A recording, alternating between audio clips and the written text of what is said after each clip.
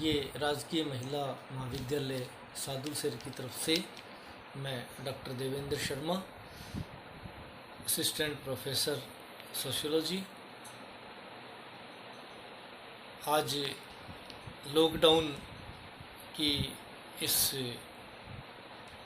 समय में विद्यार्थियों के लिए एक कंटेंट के रूप में यूट्यूब के माध्यम से आयुक्तालय के निर्देशानुसार जैसा कि निर्देश हमें मिले हैं, मैं ये जानकारी परीक्षा उपयोगी विद्यार्थियों के लिए होगी जो मैं आपके सामने रखने जा रहा हूँ। हमारे बीकानेर विश्वविद्यालय के अंतर्गत फर्स्ट ईयर में सामाजिक मानव शास्त्र विषय BA भाग प्रथम के विद्यार्थी पढ़ते रहे। ये पेपर जिसका टॉपिक सामाजिक संरचना के रूप में एक टॉपिक है विवाह, तो मैं ये कहना चाहूँगा कि विश्वविद्यालय परीक्षा के दौरान हमें किस प्रकार से प्रश्न लिखना है या छोटे प्रश्नों के रूप में कौन कौन से प्रश्न पूछे जा सकते हैं इस टॉपिक्स में से, तो उसके ऊपर भी हम साथ साथ में बात करते जाएंगे। तो मैं स्टार्ट करता हूँ। विवाह, जनजातियों में विवाह या आदिम समाजों में विवाह। विवाह एक सामाजिक संरचना जिसके आधार पर निर्धारित होती है, उसका आधार है विवाह।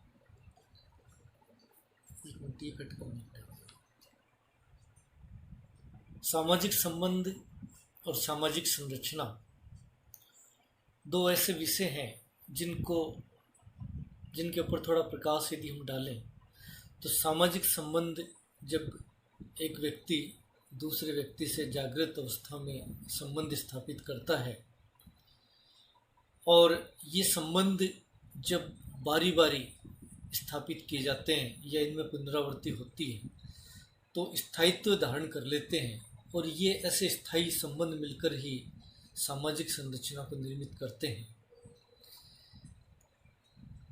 प्राणी मात्र और मनुष्य सभी में हम ये जानते हैं कि यौन संतुष्टि एक आवश्यक चीज़ है, जिसको मनुष्य में जिसका प्रतिफल विवाह के रूप में दिखाई देता है। अन्य प्राणियों में तो यौन संतुष्टि केवल देही की होती है, लेकिन मनुष्य में जो यौन संतुष्टि है उसके आगे जो विवाह रूपी संस्था उत्पन्न होती है, उसमें यौन संतुष्टि से आगे बढ़ते हुए ये सामाजिक और सांस्कृतिक रूप विवाह से संबद्ध हो जाती है, जिसका उद्देश्य न केवल यौन संतुष्टि है बल्कि संतान उत्पत्ति, जो कि मनोवैज्ञानिक रूप से व्यक्ति अपने आप को निरंतरता महसूस करता है मृत्यु के पश्चात भी अपनी संतान के रूप में, और सामाजिक रूप से एक समाज का निर्माण और समाज का पीढ़ी दर पीढ़ी हस्तांतरण, नवीन प्रजाति की उत्पत्ति, नवीन संतति की उत्पत्ति। तो इसके रूप में सामाजिक जो आवश्यकता है या उद्देश्य है, ये भी विवाह का पूर्ण होता है। हम देखते हैं कि सेमा नागा जनजाति में एक विधवा उत्तराधिकार विवाह पाया जाता है, जिसमें एक व्यक्ति अपनी सगी माँ को छोड़ करके अपने पिता की अन्य विधवा पत्नियों से इसलिए विवाह करता है कि वो संपत्ति का उत्तराधिकार प्राप्त कर सके, न कि उसका उद्देश्य ये होता है कि यौन संबंध स्थापित करे। तो विवाह का उद्देश्य न केवल यौन संतुष्टि है बल्कि अन्य प्रकार के सामाजिक दायित्वों का निर्वाह भी है। तो मनुष्य में केवल यौन संतुष्टि ही विवाह का आधार नहीं है, सामाजिक और सांस्कृतिक भी आधार विवाह का मनुष्य के अंदर पाया जाता है। विवाह जिसके लिए हम ये कह सकते हैं कि दो विषम लिंगियों के बीच में यौन संबंध जिसका प्रतिफल संतान के रूप में होता है, प्राप्त होता है, उससे संतति उत्पन्न होती है और उन विषम लिंगियों एवं संतति के बीच अधिकार और दायित्वों की एक व्यवस्था पाई जाती है। इस प्रकार के संबंधों को हम विवाह के नाम से जानते हैं।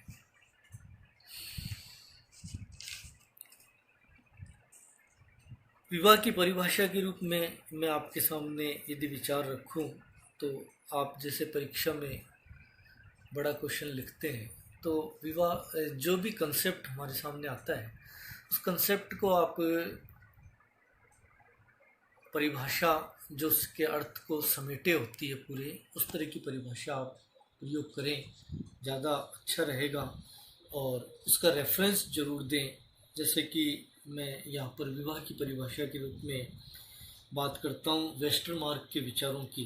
वेस्टरमार्क की परिभाषा जो विवाह के संपूर्ण अर्थ को स्पष्ट करती है कि विवाह एक या अधिक पुरुषों का एक या अधिक स्त्रियों से होने वाला वह संबंध है जिसे प्रथा या कानून स्वीकार करता है।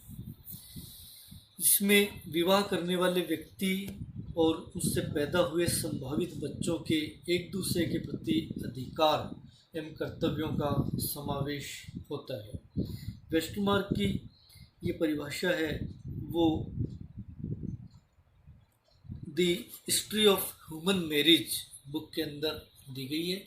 तो हम इस बुक का भी नाम उसके अंदर परीक्षा में कोटेशन के साथ में शामिल करेंगे और परिभाषा को देंगे। तो ये जो परिभाषा ये अपने आप में संपूर्ण है। इसके साथ आप एक दो परिभाषा और भी प्रयोग कर सकते हैं, लिख सकते हैं, लेकिन ये परिभाषा इसलिए पूर्ण है क्योंकि इसमें सभी प्रकार के विवाहों का समावेश है। आप देखेंगे एक या अधिक पुरुषों का एक या अधिक स्त्रियों के साथ में विवाह, विषम लिंगियों के बीच में विवाह, इसमें बहुपति प्रथा, बहुपत्नी प्रथा, समूह विवाह प्रथा, सभी विवाह इसमें समावेशित हो सकते हैं, जो कि विभिन्न क्षेत्रों के अंदर जगह जगह पर इसके स्वरूप हैं वो दिखाई देते हैं। और इसमें अधिकार और दायित्वों की बात कही गई है संतानों के साथ में। तो जो अधिकार और दायित्वों की व्यवस्था है उसके रूप में इस विवाह को परिभाषित किया गया है। तो इस आधार पर हम ये कह सकते हैं कि विवाह यौन संतुष्टि का आधार होता है, मनुष्य की समाज की निरंतरता का आधार होता है। इसी के फलस्वरूप परिवार की उत्पत्ति होती है, इसी के फलस्वरूप नातेदारी की उत्पत्ति होती है। और ये एक तरह से आर्थिक उद्देश्य से भी संबंधित है कि इसमें स्त्री पुरुष कई बार श्रम विभाजन के चलते परिवार के कार्यों, घर के कार्य जो कि स्त्री के द्वारा संपादित किए जाते हैं, घर से बाहर के कार्य पुरुष के द्वारा संपादित किए जाते हैं। तो श्रम विभाजन को एक तरह से व्यवस्था को कायम रखने के लिए विवाह बंधन में व्यक्ति बनता है। आर्थिक उद्देश्य के रूप में वो एक इकाई के रूप में, समूह के रूप में आर्थिक क्रियाएं भी करता है विवाह के पश्चात जो परिवार की उत्पत्ति होती है। और धार्मिक कार्यों को भी संपादित करता है। एक तरह से ये हिंदुओं में विवाह धार्मिक संस्कार के रूप में भी परिभाषित किया गया है। विवाह किस प्रकार से उत्पन्न होता है, विवाह के संबंध में क्या क्या क्यों उत्पन्न हुआ है, इसके बारे में कुछ अवधारणाएं जिनका मैं उल्लेख करूं वो विवाह संबंधी निषेध कहलाते हैं, जिसमें प्रमुख रूप से तीन चीज़ें सामने हमारे आती है। पहला है निकटाभिगमन निषेध, दूसरा है बहिर्विवाह, तीसरा है अंतः विवाह। ये तीन निषेध विवाह संबंधी दिखाई देते हैं विभिन्न समाजों के अंदर। निकटाभिगमन निषेध क्या है? निकटाभिगमन निषेध से तात्पर्य है कि जिन संबंधियों में जो नज़दीकी संबंधी हैं उन संबंधियों में यौन संबंधों को टालना, यौन संबंध उनके बीच में स्थापित नहीं हो सकते हैं। हालांकि सभी समाजों में यह अवधारणा एक जैसी नहीं पाई जाती है। हम बात करें कि प्राचीन काल के मिस्र, फारस, पीरू, हवाई द्वीप, इनका, कांगो, इन जनजातियों की, तो इन जनजातियों में जो निकट संबंधी है, भाई बहन, माता पुत्र या इस तरह की जो संबंध है उनके बीच में भी यौन संबंध है वो पाए जाते थे, क्योंकि ये लोग आपस में एक रक्त की शुद्धता की भावना इन लोगों में पाई जाती है। तो इस करके ये अपने ही राज परिवारों के अंदर अपने खून में विवाह संबंध स्थापित करते थे। अपने निकट संबंधियों से इनमें यौन संबंध मान्य पाया जाता था, लेकिन सामान्य समाजों के अंदर अन्य परिवारों में इस प्रकार की जो प्रथा है उसको अत्यंत ही निंदनीय कार्य माना जाता है। ये कहा जाता है कि इस प्रकार का जो संबंध है हर है वो निकटा विगमन निषेध, जिसमें विवाह में उसको निर्धारित किया गया है। दूसरा इसमें बहिर्विवाह का तात्पर्य है कि जिस समूह के अंदर हम विवाह नहीं करते, अर्थात उस समूह के बाहर विवाह को मान्य किया जाता है, समूह के अंदर विवाह को मान्य नहीं किया जाता, उस समूह तक विवाह वो वर्जित होता है। जैसे हम ये कह सकते हैं एक परिवार के सदस्य आपस में विवाह नहीं करते तो परिवार बहिर्विवाह कहलाता है। एक वंश से जुड़े हुए लोग आपस में विवाह नहीं करते तो ये वंश बहिर्विवाह कहलाता है। एक टोटम से जुड़े हुए लोग आपस में विवाह नहीं कर सकते, ये टोटम बहिर्विवाह कहलाता है। एक जनजाति से जुड़े हुए लोग जब आपस में विवाह नहीं करते तो ये जनजाति बहिर्विवाह की श्रेणी में आता है। और एक मोइटी अर्धांश से जुड़े हुए जो लोग आपस में विवाह नहीं करते तो ये अर्धांश बहिर्विवाह या मोइटी बहिर्विवाह कहलाता है। क्योंकि विवाह की उत्पत्ति मूलतः जनजातियों से ऐसा माना जाता हुई है, और जनजातियां जो कि लड़ाकू प्रकार की होती थी और उनमें एक प्रथा मानने प्रचलित थी, वो कहते थे कि हम जिनसे युद्ध करते हैं उन्हीं से विवाह करते हैं। तो वो जब भी युद्ध करते थे तो अपने साथ स्त्रियां उठा लाते थे और उनसे स्त्रियों से विवाह करते थे। तो इस वजह से बहिर्विवाह की प्रथाएं हैं वो, क्योंकि बाहर समूह से युद्ध करके वो ज़्यादा से ज़्यादा स्त्रियां उठाते थे और उनसे विवाह कर लेते थे। इस प्रकार ये बहिर्विवाह का प्रचलन प्रारंभ होता है। इसी के साथ ये कहा गया कि नवीनता की चाह, अंतर्विवाह का पारस्परिक सिद्धांत, सामाजिक संघर्ष, ये संदर्भ भी इसके रहे हैं। इसी तरीके से अंतः विवाह, एंडोगेमी जिसको कहा जाता है, अंतः विवाह से तात्पर्य है कि एक समूह जिसमें वो जहाँ तक विवाह को मान्य करता है, समूह से बाहर विवाह को मान्य नहीं करता है, तो वो अंतः विवाह की श्रेणी के अंदर आता है। जैसे हम ये कहें कि जो भील लोग हैं वो दो भागों में बटे हुए हैं, उजले और मेले भील, तो वो आपस में अपने समूह में विवाह करते हैं। टोडा लोग हैं जिनके दो युग बने हुए हैं, टारथोरल और टिवालियल।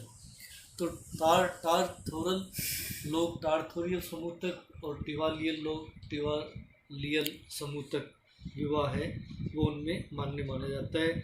हिंदुओं के अंदर भी हम देखते हैं कि एक जाति के बाहर विवाह प्रचलित नहीं है, तो ये जाति अंतः विवाह की श्रेणी में आता है। तो ऐसी स्थिति में हम इसको अंतः विवाह के नाम से जानते हैं। विवाह के अंदर कुछ विवाहों को मान्यता दी जाती है जिन्हें हम अधिमान्य विवाह के नाम से जानते हैं। प्रायोरिटी दी जाती है उन विवाह को करने के लिए। ये अधिमान्य विवाह इस प्रकार, कुछ प्रकार इसके इस तरह से हैं कि इसमें एक सेलिंग सहोदर विवाह वो विवाह है जो कि चचेरे मौसेरे भाई बहनों के बीच में विवाह होता है।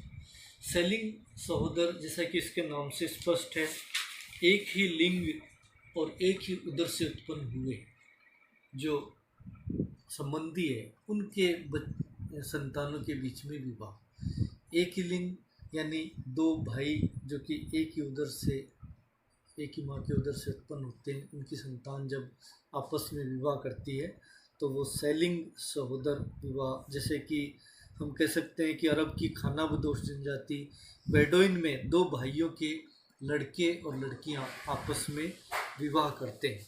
तो ये सेलिंग सहोदर बहिर्विवाह का, अधिमान्य विवाह का एक उदाहरण कहा जा सकता है।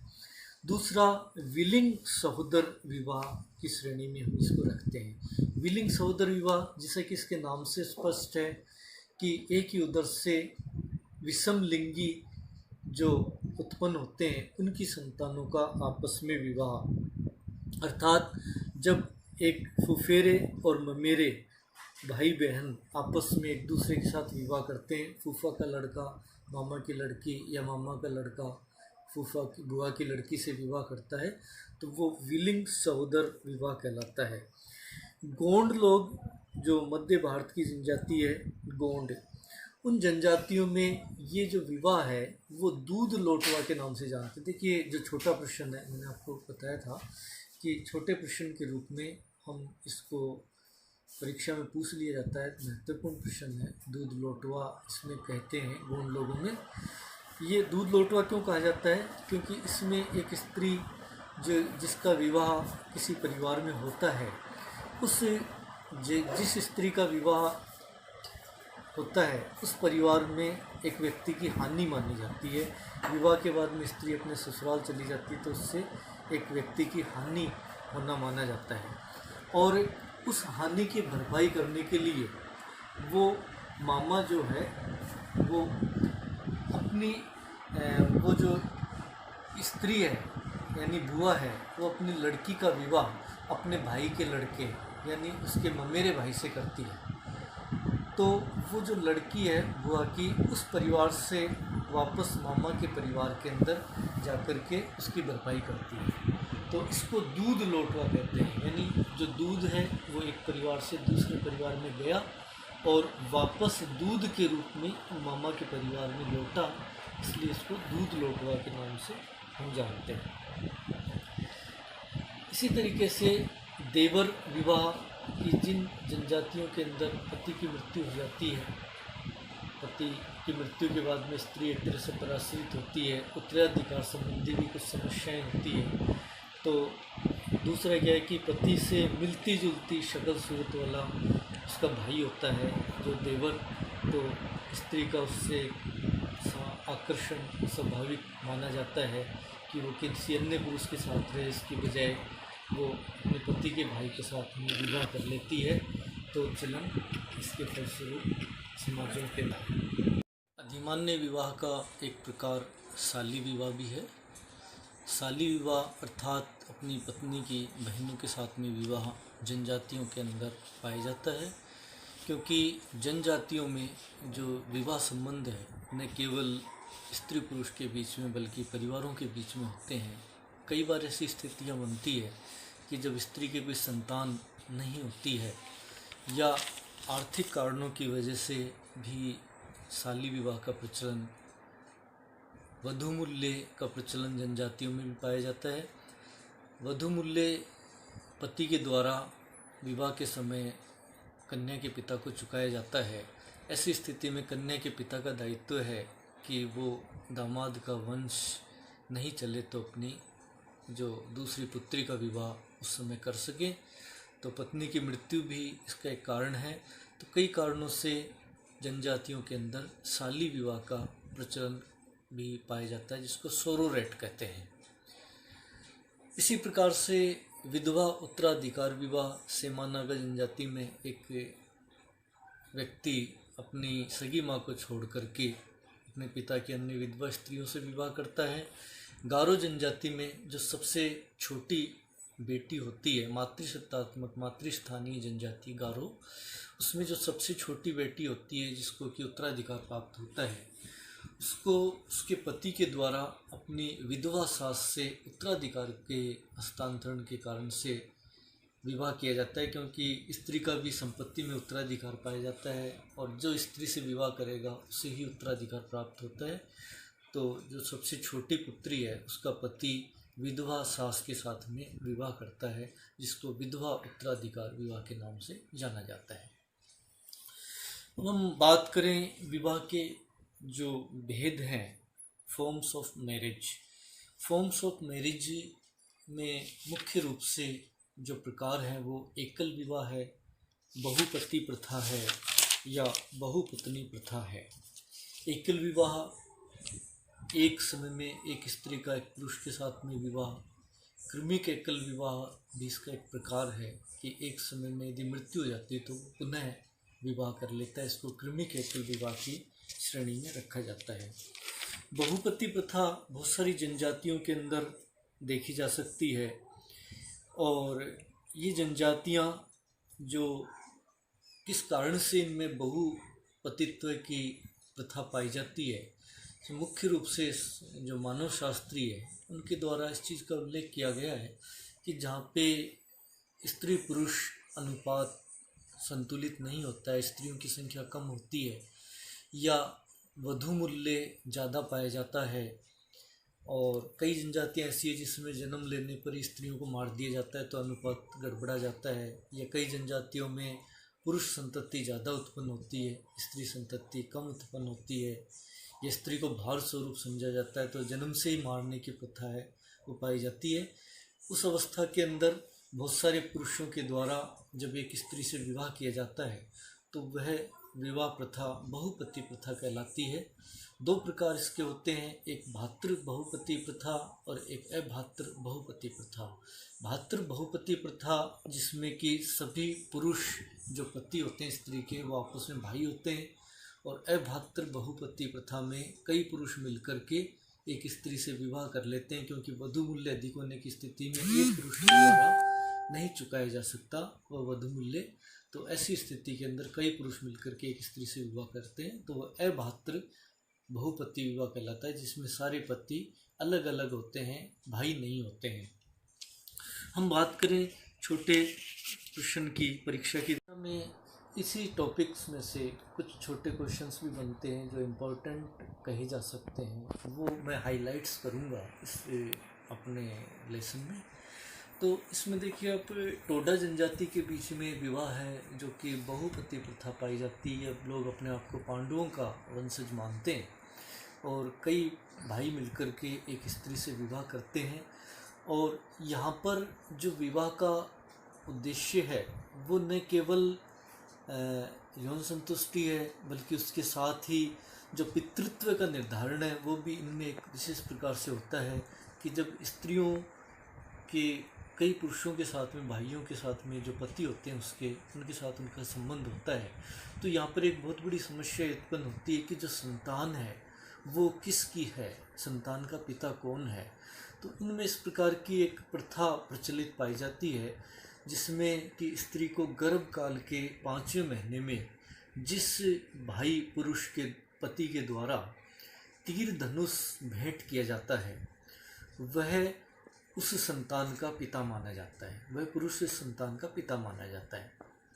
इस प्रथा को परसुत्पिमी संस्कार के नाम से जानते हैं। तो छोटे प्रश्न के रूप में आपसे पूछ लिया जाता है कि परसुत्पिमी संस्कार किसको कहते हैं, तो आप लिखेंगे कि टोडा जनजाति जो कि बहुपति प्रथा जिसमें पाई जाती है और 5वें गर्भकाल की स्त्री के 5वें महीने में उसको जब तीर धनुष जिस भाई पति के द्वारा भेंट किया जाता है, जो आपस में भाई होते हैं, वो उस संतान का पिता माना जाता है। चाहे से वो जैविक रूप से संतान किसी भी पुरुष की हो सकती है, लेकिन सामाजिक रूप से उसे संतान का पिता उसे ही माना जाता है।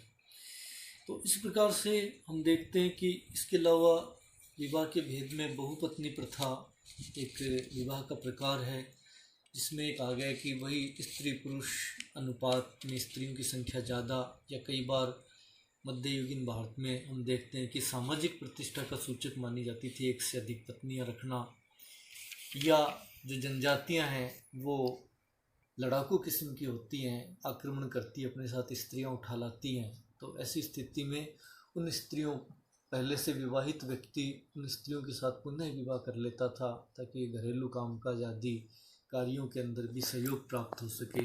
ऐसा माना जाता था कि गर्भावस्था के दौरान स्त्री असहाय प्रकार की हो जाती है तो अन्य स्त्री घर के कार्य संभाल सकती है।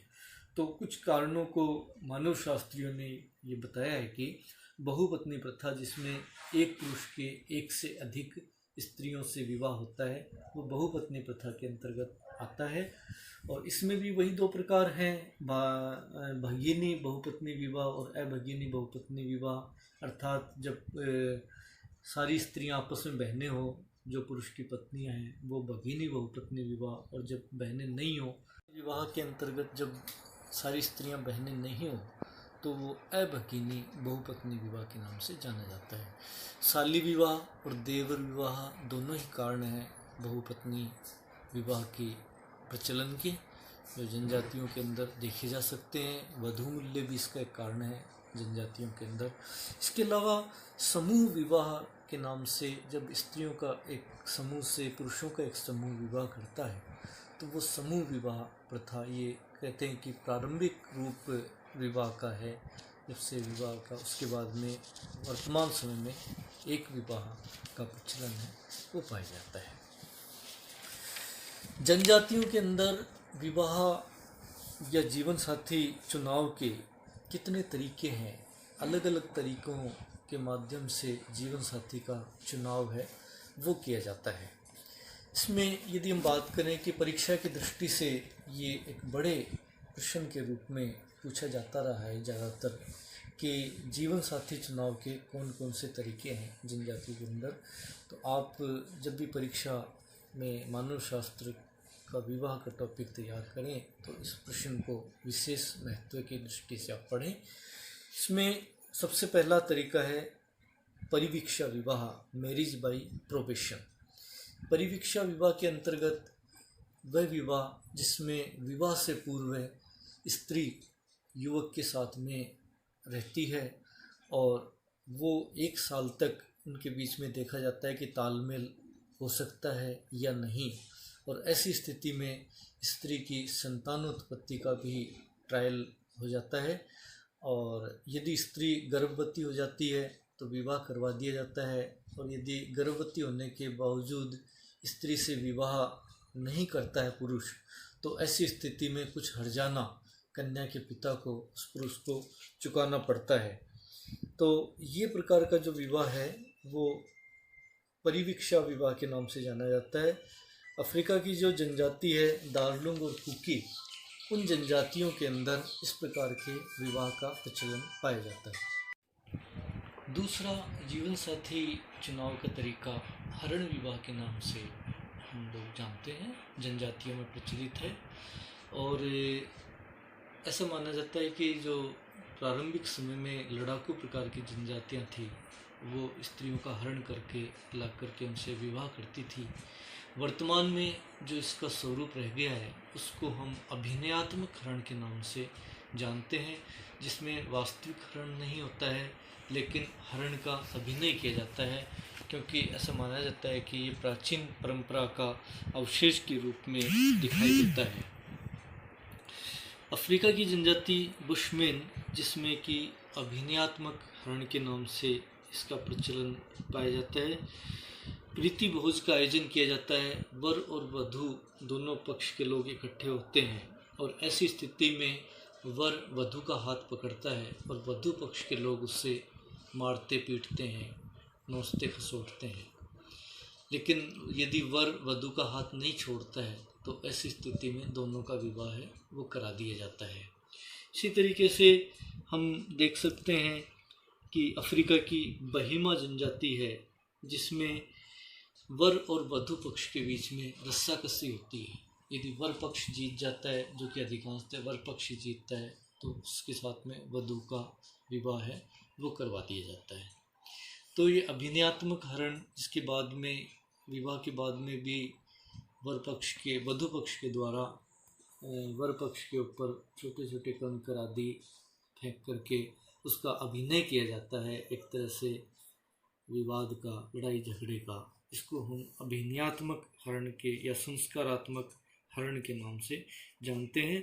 जनजातियों के अंदर सीमा नागा देखते हैं कि सीमा नागा, भील, गोंड, असम, बिहार, झारखंड, मध्य प्रदेश की अनेक जनजातियों में ये प्रथा पाई जाती है और ये लोग इसको ऊपर टिपी के नाम से जानते हैं। गोंड लोगों में से पोली ओथुर के नाम से जाना जाता है। तो इसे ये एक अभिनयात्मक या संस्कारात्मक हरण के नाम से प्रचलित जनजातियों में विवाह की प्रथा है। इसके अलावा जीवन साथी चुनाव का जो तरीका है जो पाया जाता है वो परीक्षा विवाह के नाम से मैरिज बाय ट्रायल, जिसको कि परीक्षा विवाह के रूप में हम लोग जानते हैं।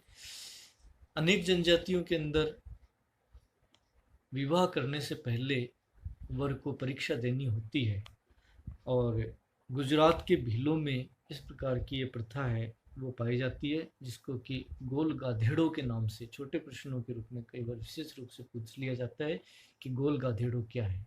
गोल गाधेड़ों का मतलब है परीक्षा विवाह के अंतर्गत गुजरात के भीलों में एक विशेष प्रकार का आयोजन होता है जिसमें स्त्रियों का एक समूह गोल घेरा बनाता है और उस गोल घेरे के चारों तरफ पुरुषों का एक समूह गोल घेरा बनाता है। बिल्कुल बीचों बीच एक लंबे खंबे के ऊपर या पेड़ के ऊपर गुड़ और नारियल बांध दिया जाता है और अब नृत्य होता है। स्त्रियों का घेरा अंदर की ओर नृत्य करता है, पुरुषों का घेरा बाहर की ओर नृत्य करता है। उस नृत्य के दौरान पुरुषों का घेरा में से पुरुष स्त्रियों के घेरे को तोड़ते हुए जो भी कोई पुरुष वो नारियल और गुड़ प्राप्त करने की कोशिश करते हैं और स्त्रियां झाड़ू लेकर डंडे लेकर उन पुरुषों के ऊपर पीटने के लिए भागती है, उनको पीटती है और गुड़ और नारियल प्राप्त नहीं करने देती। लेकिन जो पुरुष गुड़ और नारियल प्राप्त करने में सफल हो जाता है वो स्त्रियों के घेरे में से किसी भी स्त्री के साथ में विवाह कर सकता है।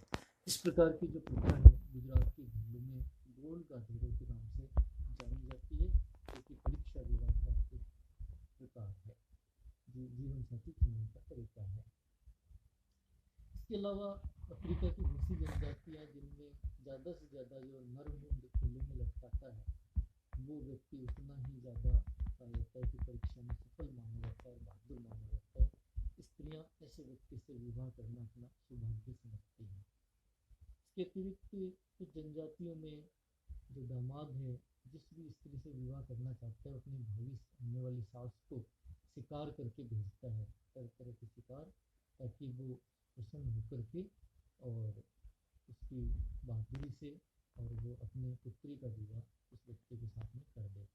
इस प्रकार की प्रथाएं हैं वो विभिन्न तरह की जनजातियों के अंदर पाई जाती हैं। इसके अलावा जीवन साथी चुनाव का तरीका क्रय विवाह के रूप में प्रचलित है। कुछ जनजातियों के अंदर जब स्त्रियों से विवाह किया जाता है तो ऐसी स्थिति में स्त्रियों के जो स्त्री के पिता को वधू मूल्य चुका करके और उस स्त्री के साथ में विवाह किया जाता है। ये वधू मूल्य क्रय विवाह के रूप में पाया जाता है। हम देख सकते हैं दक्षिणी अफ्रीका की बांटू और थोंगा जनजाति में इस वधू मूल्य के रूप में जो कंबल और ढोर यानी जानवर देने की प्रथा है पाई जाती है और उसके बाद में स्त्री का विवाह उस व्यक्ति से कर दिया जाता है। ये प्रथा क्रय विवाह की लाबोला कहलाती है। तो छोटे प्रश्न के रूप में पूछ लिया जाता है कि लाबोला क्या है। लाबोला का मतलब है कि बांटू और थोंगा जनजाति में वधू मूल्य के रूप में स्त्री के पिता को कंबल और जानवर प्रदान किए जाते हैं, जिससे कि बाद में स्त्री का विवाह है वो उस व्यक्ति से कर दिया जाता है। कन्या मूल्य या वधू मूल्य प्रचलन के अनेक कारण हैं, जिसमें कहा जाता है कि स्त्री जो कि विवाह करने के बाद में पुरुष के घर जाती है उस परिवार से एक व्यक्ति की हानि होती है। तो ऐसी स्थिति में उस हानि का वो भरपाई करने के लिए वधू मूल्य के रूप में पिता को उस धन है वो प्रदान किया जाता है। इसके अलावा स्त्री की जो संतानें उत्पन्न होती हैं वो भी पति की वंश गोत्र आदि की होती हैं, उसका भी एक तरह से हानि मानी जाती है और वो पति को प्राप्त होती है, तो वो कुछ हर जाने के रूप में भरपाई के रूप में वधू मूल्य के लिए उसको दिया जाता है। कुछ जनजातियां ऐसे देवताओं का हस्तांतरण मानती है कि स्त्री जो कि अपने पिता के देवताओं के संरक्षण में होती है पति के देवताओं का संरक्षण प्राप्त करने के लिए उसको वधु मूल्य चुकाना जरूरी है। प्रजनन का उद्देश्य भी है कि यदि स्त्री के संतान नहीं हो तो ऐसी स्थिति में स्त्री का पिता उसका वंश चलाने के लिए उत्तरदायी माना जाता है, तो अन्य अपनी पुत्रियों के साथ में उसका विवाह उसको करना होता है, क्योंकि उसने वधु मूल्य है वो प्राप्त किया होता है। इसके अलावा जनजातियों में जीवन साथी चुनाव का एक तरीका सेवा विवाह के रूप में भी प्रचलित है, मैरिज बाय सर्विस, जहाँ पे कुछ जनजातियों में वधु मूल्य इतना अधिक होता है कि क्रय विवाह के आधार पे विवाह नहीं हो सकता है। तो उस स्थिति में जो दामाद है, भावी दामाद है या पुरुष है, जिस भी स्त्री के साथ में विवाह करना चाहता है, उस स्त्री के घर पे जाकर के 1 वर्ष तक उसके घरेलू कार्यों में मदद करता है उस परिवार की, और एक सेवक के रूप में कार्य करता है। और 1 वर्ष के पश्चात उसके जो परिवार की जो स्त्री है उसका विवाह उस व्यक्ति से करवा दिया जाता है। हम देखेंगे कि कोमांचे इंडियंस के अंदर या विभिन्न भागों में भी ये कहा गया कि प्रतिदिन ससुराल वालों को शिकार भेंट करने की प्रथा है वो देखी जा सकती है। और इसके अलावा ये कहा गया चुकची, कोरियाक और योकाधीर आदि जनजातियों के अंदर इस तरह की प्रथा है वो प्रचलित पाई जाती है कि 1 वर्ष के पश्चात ये लोग अपने जो संतान का विवाह है उस सेवा करने वाले पुरुष के साथ में करवा देते हैं। इसके अलावा विवाह जनजाति में जीवन साथी चुनाव के तरीके के अंतर्गत एक विनिमय विवाह की प्रथा भी पाई जाती है, जिसमें क्रय विवाह या सेवा विवाह के माध्यम से विवाह ना होकर के बल्कि एक पुरुष की जो बहन है उसका विवाह दूसरे परिवार में किया जाता है, तो उस व्यक्ति की जो बहन का विवाह है वो उसके परिवार में कर दिया जाता है, अर्थात अदला बदली इसमें दुल्हनों की होती है, जिसको कि हम हमारी भी ये भारत में कई जगह पर प्रथा आटा सटा प्रथा के रूप में भी इसको हम जान सकते हैं। तो विनिमय के रूप में इसमें स्त्रियों का विनिमय किया जाता है, पत्नियों के रूप में एक परिवार से स्त्री भेजी जाती है विवाह करने के पश्चात, और उसी परिवार में वापस स्त्री को लाया जाता है पति की बहन के साथ में विवाह करके। शोशोन इंडियंस में ये प्रथा है वो प्रचलित है। इसके अलावा एक अन्य तरीका सहमति या सहपलायन विवाह के नाम से हम जानते हैं कि जनजातियों के अंदर मुंडिया गौंड में, भारत में जो जनजातियां हैं उनमें युवा गृह, जिसको कि गोटुल नाम से छोटे प्रश्नों में पूछ लिया जाता है, गोटुल प्रथा क्या है। मुंडिया गौंड जनजातियों में इस प्रकार की प्रथा पाई जाती है कि गोटुल नाम से जो घर के बाहर घर गृह बने होते हैं उसमें स्त्रियां पुरुषों को यौन संबंधी प्रशिक्षण देती है, और आपस में जब उनका सहमति बनती है तो एक दूसरे के साथ में भाग जाते हैं और गांव के बाहर जाकर के विवाह कर लेते हैं। इसी के तहत हम देखते हैं जनजातियों के अंदर चीनी जनजाति है, उसके अंतर्गत जब बहन का भाई विवाह की उम्र हो जाने पर वो विवाह नहीं करा पाता है तो बहन अपने लिए स्वयं वर ढूंढ लेती है और उसके साथ में गांव की सीमा के बाहर भाग जाती है। यदि गांव की सीमा के अंदर पकड़े जाते हैं तो उनकी पिटाई की जाती है, लेकिन गांव की सीमा से बाहर भाग जाने पर उनको संरक्षण प्रदान किया जाता है, और जब उनकी संतान हो जाती है तो 1 वर्ष के बाद में वो वापस उनको लौटा लाया जाता है। इसको राजी खुशी विवाह के रूप में से भी जानते हैं। बिहार की हो जनजाति और राजस्थान की भील जनजातियों में ये प्रथा विशेष रूप से पाई जाती है। इसके अलावा बिरहोर, हो, ओराव, कमार, मुंडा आदि जनजातियों के अंदर एक अन्य प्रथा भी देखी जा सकती है जिसे कि हट विवाह के रूप में जाना जाता है। इसमें स्त्री जिस पुरुष से विवाह करना चाहती है उस पुरुष के घर में जाकर के बलपूर्वक रहने लग जाती है और उसका घर खाली नहीं करती है, और एक समय स्त्री को खूब मारा पीटा जाता है, उसको बाहर भी निकाला जाता है, भूखा रखा जाता है, लेकिन इसके बावजूद वो अपना हट नहीं छोड़ती है। जिस पुरुष से विवाह करना है उस पुरुष से विवाह करने के बाद में ही वो मानती है। तो इस प्रकार के विवाह है वो हट विवाह की श्रेणी के अंतर्गत आते हैं। इसके अलावा जैसे मैंने पहले बताया कि विधवा उत्तराधिकार विवाह सीमा नागा जनजाति में पाया जाता है कि जो अपनी विधवा जो सास है, अपनी सगी माँ को छोड़ करके वो पुरुष विवाह करता है उत्तराधिकार के कारण से। गारो जनजाति में सबसे जो छोटी पुत्री, जिसको कि नोक्रोम कहा जाता है, और जिसके पति को नोक्रोम कहा जाता है, पुत्री को नकुना कहा जाता है, वह अपनी विधवा सास से विवाह करता है उत्तराधिकार संरक्षण के कारण से, तो इसको विधवा उत्तराधिकार की श्रेणी के अंदर शामिल किया जाता है।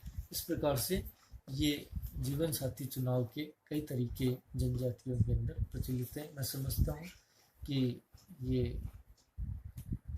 फर्स्ट ईयर में के बच्चों के लिए जो काफ़ी काम आएगी विषय वस्तु सामग्री, मैंने प्रयास किया है कि कंटेंट के माध्यम से इसको आप तक प्रेषित करने का। धन्यवाद।